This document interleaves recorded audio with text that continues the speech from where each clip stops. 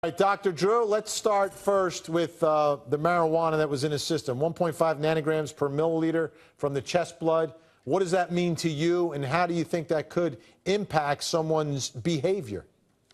It means almost nothing, and I don't mean to completely dismantle what Martin was talking about, but in those states where 1 or 2 nanograms percent are the limits for driving, those are states where people are not allowed to smoke marijuana and operate a vehicle at any level. That's basically the limits of detection.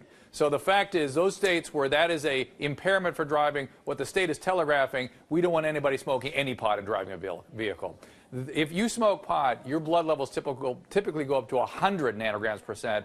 1.5, 2, it can stay that way for hours or even days in heavy smokers. So I really learned nothing.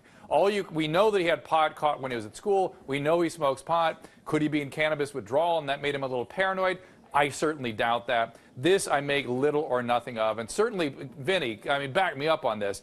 Would you rather be running into a guy in a bar shooting tequila or a guy smoking a little pot sitting on the couch? I mean, who's more likely to be violent? Who's likely is this going to be more about? The pot means, in my mind, almost nothing in this case. And that was going to be my question to you, Dr. Drew, because I know when and if this thing goes to trial, this is going to be a huge issue for the defense. I know on the social media it's going to light up tonight. Everyone's going to be talking about this.